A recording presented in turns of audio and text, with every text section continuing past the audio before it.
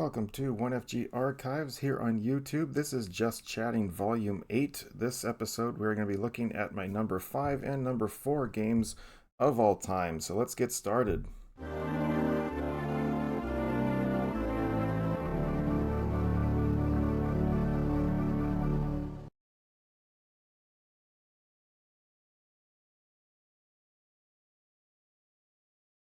Okay, so we've already gone through the top 25, and now we are at number 5 on the list. We're going to be doing number 5, number 4. Next episode, we'll be doing number 3 and number 2, and we'll be saving number 1 for the very last on its own. So I already have reviews written up for both of these games here for this episode. So we're going to go ahead and get started on that. And we're going to start off with number 5, and that is Street Fighter II Turbo Hyper Fighting. Yes, the arcade game when it was released back in the day. Definitely made such an impact on me, but I'll let my review kind of speak for that for itself. We've gotten to the number 5 of my top 10 games of all time list. At number 5 is Street Fighter II Turbo Hyper Fighting. When the original Street Fighter II was released in the arcades back in March of 1991, I was 9 years old. My older brothers, and I were at a local arcade, and as we walked in, we noticed a huge line and crowd around one of the games. Yes, it was Street Fighter II. I was mesmerized right from the get-go what it was I was observing. It took me a few minutes to understand what was going on, but once I did, I wanted to play this thing badly. However, due to the long lines at pretty much every arcade we went to, it was going to be a while. So I would just be standing there watching and trying to understand the buttons and controls and how each character worked as well as enjoyed the gameplay. I figured the lines would eventually die down so I could get a chance to play, but that was never the case. Months went by and both myself and my older brothers never really got a chance to try it out as these lines never ended. Finally, one day my mom took us out to our favorite local pizza place, and they just so happened to have a Street Fighter II machine with no one playing on it. This began my journey into my first fighting game ever. There's a big difference between watching people play games and trying to do the same thing yourself. I flat out was extremely frustrated that I could not throw any projectile or special move, but with the help of my brother teaching me how it worked, I started figuring things out, and boy, did that change a lot of things for me big time. Within a couple of weeks, I was able to beat the game consistently whenever I played it. It gave me the confidence to start trying other characters as well. Even when Street Fighter II Championship Edition came out in the March of the following year, it didn't take me long to make the adjustments to some of the new or changed moves on some of the characters. Ken has always been my go-to character, but when I saw that they extended the reach of his Dragon Punch, he became my all-time favorite character for the game. If I was going to an arcade and saw a bunch of people playing it or felt I would be challenged, I already knew who I was going to use. Now, I'm not going to lie, I feel I'm pretty decent at the game, and I've had my winning streak as high as 20 people before having to give up my side of the cabinet. Still, nothing can compare me for what came out in December of that same year, Street Fighter II Turbo Hyper Fighting. More colors, more moves, and of course, more speed. Turbo took things to an entirely new level and set the tone for so many future fighting games. For example, other series such as the Versus or Alpha/Zero series included a normal or turbo speed option after selecting your character. Making the game with more speed also required people to think and react a lot quicker compared to before, which meant matches were faster as well as more intense. This factor just added more excitement for me. I loved being able to play the game this way.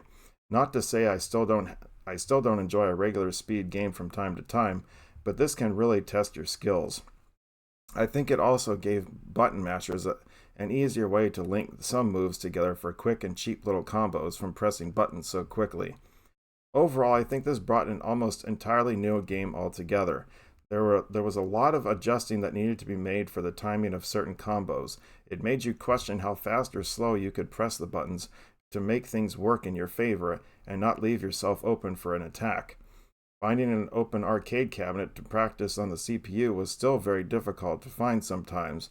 I still found myself at home on the SNES playing the original Street Fighter II to work on my skills often, but nothing could take away walking up to a game at an arcade and putting my quarter in for what could be as little as 2 minutes of gameplay, it was worth it to me regardless. One thing I had to remember when playing these games is just to have fun because there's always going to be someone better than you. Lastly, let's talk about the awesomeness of the sounds, music, and graphics of the game. For 1991, I'm very positive to say that everything about this game was spot on. The animation for each character and also really was also really well done here. From the looks on the character's face when getting struck to the sound of the fierce punch when you land it, this game it just executes everything beautifully. I still to this day will look for an extended version of a few tunes from the game to listen to in my car or chilling to another game I'm playing. Again, such masterpiece work here. So why is Street Fighter II Hyper Fighting at number 5? Much like a lot of these games on my list, a good part has been replay value. And does this game have that? Multiple weeks out of the year, I will be caught playing this game, whether for a quick playthrough or a stream multiple playthroughs of various characters. Simply put, this game is just so awesome. That being said, there are still a few games that still remain better for me than this one. But for now, my number 5 game of all time is Street Fighter II Turbo Hyper Fighting. And that's very true. You know, I can't tell you how many times as I've said, just mentioned, you know, I come back to this game so often just to hone my skills, to keep the juices flowing. I mean, as I get older, my reactions aren't going to be as fast, so it kind of keeps me in the loop of, you know, sometimes I have to warm up a bit, and sometimes I can just jump, you know, right into it. But for the most part, it never gets old. You know, I can play Zangief, I can play Ryu, I can play Ken, I can play Blanca. It doesn't matter. You know, I mean, there are characters that I can't absolutely use, like Balrog, Vega. I'm horrible at some of those characters, but you know, it doesn't take away the fact that I will still enjoy the challenge from time to time and trying to figure things out with these characters. And they really are. It's just the whole fact, and then the whole challenge factor. They even playing this online is such a huge, you know, help and all that too. I mean, even if you buy, like, what was it, Street Fighter, the 2 Ultimate Ultra Street Fighter 2 on the Switch that had a Violent Ken and Evil Ryu in it, just to add the extra bonuses that you haven't seen around the game in years. I mean, that just tells you what kind of impact that this game had among the entire community. And as I said in my review, it really makes a big difference when you have to put, do you want a normal speed or do you want turbo speed when you after you select your character? This is the game that set that whole thing going. You know, that just tells you what kind of impact this thing had on the entire gaming community. Hey, let's speed it up a little bit. Let's make it more interesting, more intense. It really just did that. So that's why it's number 5 on my list. So let's move on to number 4, and I want to get moving on this one because this review is extremely long. And this is one that I really took to heart. And the reason why that is because it is Metroid Dread. This thing is an absolute masterpiece. It took Nintendo 19 years after, you know, Metroid Fusion came out, and all I can say is it was worth the wait. And as I'm looking at my phone as I'm about to start reading this review, you know, every time I reread this thing, it just I feel it. I feel it right here. You know, I mean, I'm even got that's why I'm wearing my, you know, my Metroid shirt right now. You know, Energy Life Seeker has a little Metroid on it. That's why I have these little buggers. You know, that's why they're so cute. You know, my little baby Metroids. You know, I've got 5 of these little guys. So, anyway, but let me go ahead and read this review that I wrote for this. We're getting close to the end of my top 10 games list. Coming at number 4 of my personal top 10 games list of all time is Metroid Dread. If you know anything about me, you know that I love Metroid. However, I must admit the original Metroid on the NES gave me nightmares for the first time I saw my older brother make it to Turian and little Metroid latched onto him until he died. That eerie Turian music didn't help any either. Needless to say, I don't recall sleeping very well for about a week. That's probably also because I have 2 older brothers who tormented me a little about it too. That being said, I did enjoy the rest of the game, however. Whether exploring Brinstar or other areas to find new power-ups. This game had it all, even a fart type sound when you took damage, which, I still think that's kind of ridiculous. That's the sound they chose, but anyway. I did eventually get over my fears of the game, and as I watched my brothers play through it again and again. It was not until around the summer of 1991 that I actually played the game for the first time. Since I had watched my brothers so much, I already knew what I needed to do in the game. Within a day or two, I had it figured out and beat it myself. I was a happy camper. It was about this time that my oldest brother got his hands on the Nintendo Game Boy. And as we know, during the early holiday season of that year was when Metroid 2: Return of Samus was released. While he did pick the game up, it wasn't until the official Super Game Boy on the SNES came out that I was able to play it for the first time when I got my own copy of Metroid 2 to go with it. What can I say but man, I absolutely fell in love with this game. Between the design, exploration, new abilities, and even the occasional jump scare when you stumble upon a random Metroid in the wild, I found myself playing this game over and over, even right after I had finished a playthrough. Still, what did it for me the most was the ending. Seeing that little hatchling befriend Samus was such a heartfelt moment. I just went crazy on how darn cute it was. To this day, I will still get a tear in my eye every now and then when I see that baby hatch. During the fall of 1994 was when we finally got our hands on Super Metroid, even though it was released back in March. Of course, as usual, I was the last one that got to play it as the youngest sibling, but at this point in my life, I was okay with that as it allowed me to study the game more.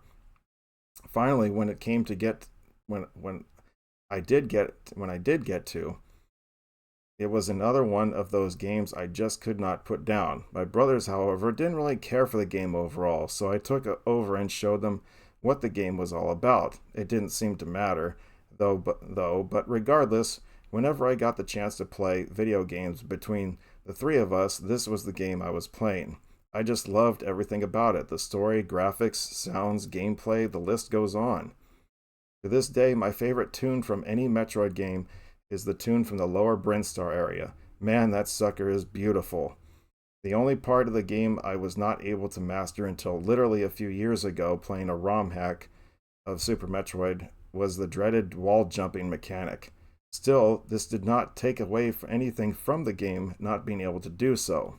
It was cool to be able to do it, but it was not necessary to complete it. That's just another great aspect of the game. Not being able to find or do everything to still complete the game at your pace allows a player to enjoy the experience that much more. Did Super Metroid nail that big time? Let's move on to late 2003. I did not own a Game Boy Advance as I chose to go with buying a GameCube instead. I knew that Metroid Fusion had been out for a year plus at this point, and Metroid Zero Mission was on the horizon early the following year. It was then that I found out that Nintendo had released the Game Boy Player attachment to the GameCube, and in no time did I rush to my local game store to pick it up along with a copy of Metroid Fusion. I was again hooked once I got everything set up and plugged in the game. I can even remember staying up that weekend till about 2 or 3 a.m. because I was so into the story progression and the damn spider boss as well as Ridley since they kept beating me. Once I did finish it for at least 3 more weeks, Metroid Fusion was the only game I was playing until I finally pulled off a full 100% of the items found a full 100% of the items found playthrough. What a rush that was. And then there was silence in terms of the Metroid series for me. I was never a huge fan of the Prime series, and I didn't even own a DS until just a couple years ago for Samus Returns, Federation Force, Hunters, and Prime Pinball. The only exception to this was in 2010 when Metroid Other M was released on the Wii, which got a lot of backlash for the story and overall gameplay. However, I actually found myself thoroughly enjoying this game.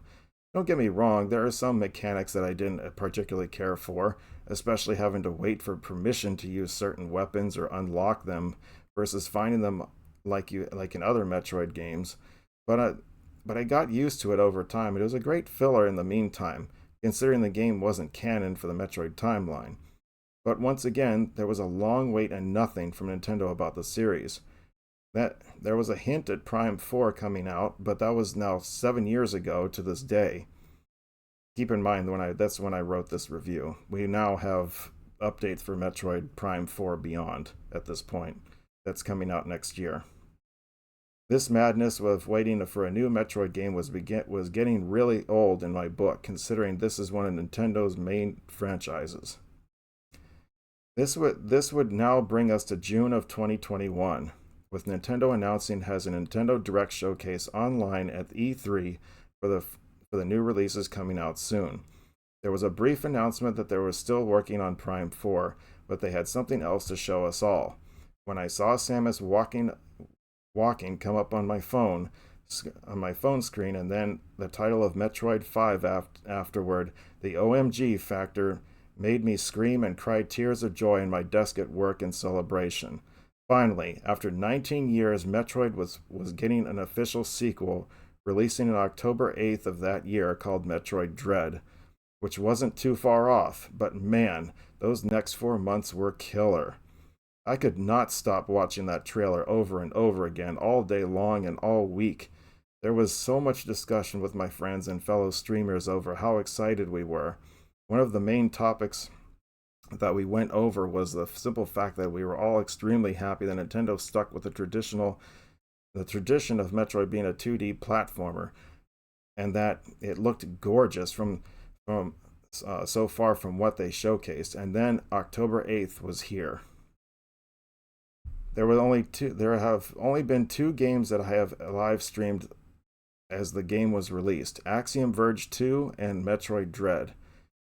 The game went live on Switch on 9 p.m. on October 7th Pacific Standard Time. I live in California. And I was live on Twitch to take it all in. I only played the game for about 2 hours as it was late at night for me and I had to get to work. I had to work the next day.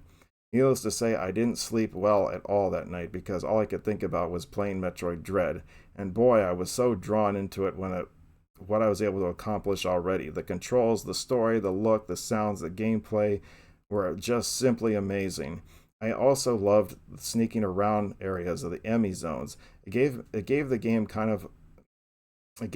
a little Resident Evil or Metal Gear style of gameplay when you have something chasing or looking for you. Heck, every time I was caught, I didn't even remember the potential escape you could do if you timed the melee block correctly. I just flat out gave up and tried again where it would respawn me. I hate to use the same term again, but what a rush. I only continued to play Metroid Dread live on Twitch when I did play it, so everyone could enjoy it and see my reactions to every new area, weapon upgrade I found, or boss battle I beat. This also included the frustration of trying to figure out the next area when I was lost. This was very typical for a first-time playthrough of any Metroid game. There is always a door you forget about that you can now reach due to an upgrade or a breakaway wall that you just hadn't found yet, not to mention a missile expansion that you are trying to figure out how to obtain. Some people could complain that this was just more of the same, but in all reality, it was that and so much more, at least for me. It was simple, yet difficult. If that makes sense, because once you started getting more abilities, trying to remember all of these controls can be a little hindering at times. But that's what made the experience that much better. With all this going on, like all things, I came to the end of this game. Let me just start by saying that the final boss, Ravenbeak, is no joke. This battle is super tough. You really have to know how to use some or a lot of your upgrades as well as the timing of your melee block to beat him. I must say it have easily taken me 10 to 15 times before I finally beat him, but oh my goodness, nothing could prepare me for what happened after the battle. Samus turned into a Metroid herself, with an unbelievable look to her power suit. Even though it was only for the escape from the planet, it was this exact moment that made the 19-year wait all worth it. The hunter became the hunted, and became the thing that she originally was set out to eradicate from the beginning of the entire Metroid series of games. Nintendo, bravo on this epic masterpiece. So why is Metroid Dread at number 4? This is clearly the best 2D platformer I have ever played, period. And I have played a lot of them in my gaming life. The ironic thing about this is that overall I have only been through the game a handful of times. I think mostly because shortly after I finished it, there was an NES Metroid ROM hack that I had started playing that made me completely forget about all the other games I was playing at the time, as I fell in love with it so much so quickly. While I'm not including ROM hacks as part of my top 10 list and sticking to the actual game releases by gaming companies, if I did allow them, it would most likely have taken my top spot easily. Yes, I'm speaking about Metroid Dawn. However, that review will be for another time, and I still have 3 more games that I feel that had a greater impact on me personally. But for now, my number 4 game of all time is Metroid Dread. And that is absolutely true about everything that how I feel about this game. And especially if you go back, and I was actually did another just chatting session where I talked about my personal list of the Metroid series, the main ones 1, 2, 3, 4, and 5.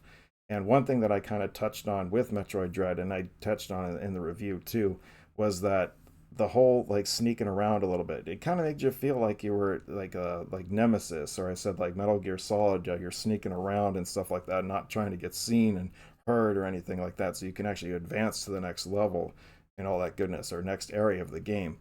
It just really just brings all kinds of aspects, tough boss battles and everything else. And then this was when I wrote this review. This was before the downloadable content was available, where they added the easy mode and they added the dread mode. Now, personally, I don't want to put myself through dread mode. I don't think I'll ever be able to do that. Personally, myself, I consider myself a decent Metroid player, but I'm not that decent. Especially with those people who can do 0% without taking any damage. I mean, that was basically what dread mode was anyway. So, I just don't feel I could ever pull myself to do that. It's just extremely difficult for me to try to do something like that. But nonetheless, maybe one of these days I'll give it a try, but just not in the near future.